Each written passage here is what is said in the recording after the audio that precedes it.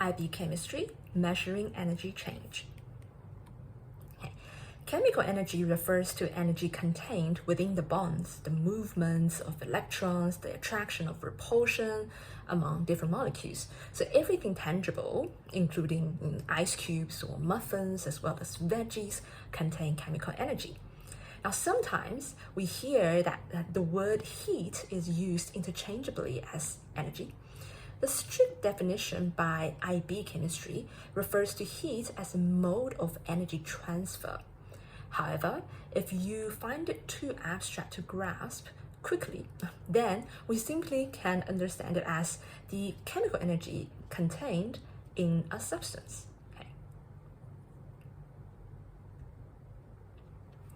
The SI unit of energy is joules, and we often see kilojoules or megajoules as well.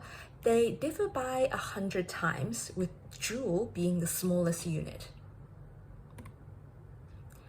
To study the heat change for a reaction, we need to introduce a new term called enthalpy, namely the heat inside. We denote it as H. The unit most commonly measured is in kilojoules per mole, indicates that the amount of heat contained in a system depends on how many particles are included in that system. In IB chemistry, we are particularly interested in enthalpy change, the delta H of a reaction, which measures the amount of energy absorbed or released during a chemical reaction by the reaction system rather than by how we feel in the surroundings. So sometimes when a reaction releases energy, we call the reaction exothermic, and the enthalpy changes of the reaction will be negative because we are measuring the heat content inside the reaction system. When the reaction system is giving out energy, delta H, the enthalpy change of the reaction system, will then be negative. It's getting less energy because it has released energy. Okay? So when a reaction absorbs energy from the environment, and we as the environment will feel cooler because of it, then the enthalpy change for that reaction will somewhat counterintuitively be positive. Yeah? And this reaction is called endothermic reaction.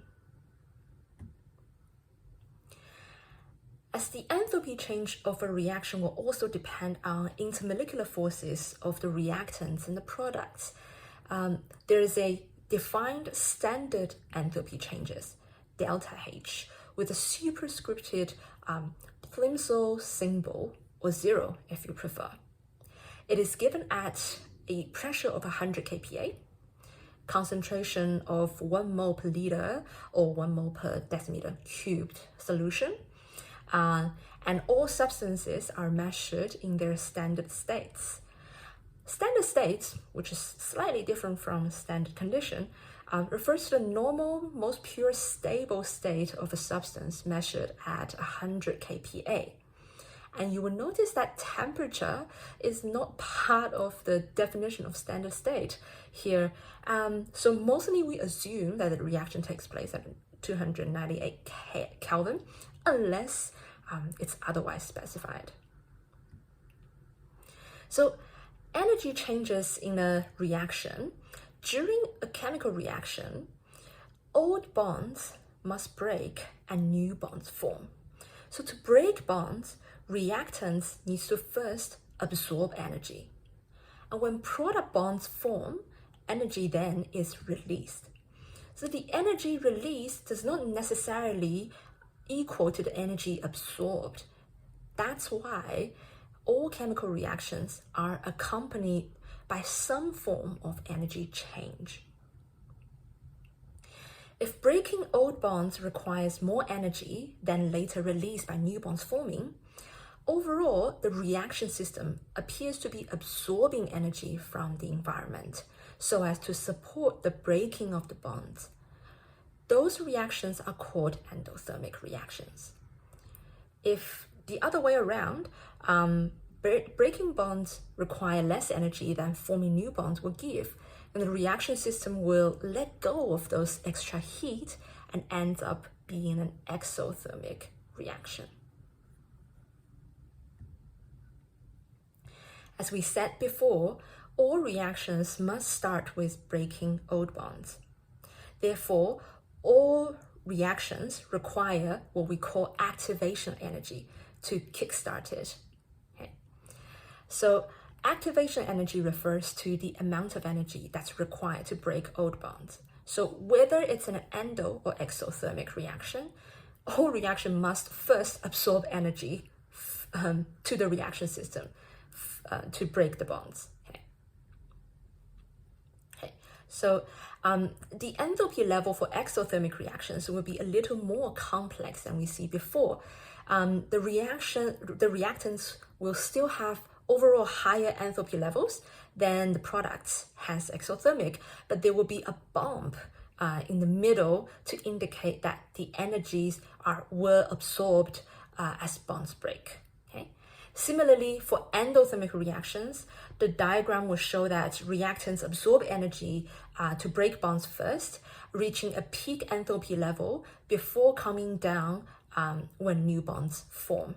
Since reactants in endothermic reactions will have lower enthalpy level compared to products, the value of activation energy will be greater than the enthalpy of the reaction overall. From the enthalpy level diagrams, we can work out how to calculate enthalpy change. Remember, it's the delta H that we are focusing on. We want to know most, okay? So the enthalpy change of a reaction is calculated by using the enthalpy level of the products to take away the enthalpy level of the reactants. So sometimes when products has lower energy level compared to the reactants, we will have a negative delta H. If it's the opposite way, then we will have a positive value. So if I'm presenting you with an energy profile diagram, so energy enthalpy level diagram, you can say, so of a particular forward reaction in kilojoules per mole, then all we need to do is to find out the product level enthalpy and the reactant level enthalpy and do the subtraction. The answer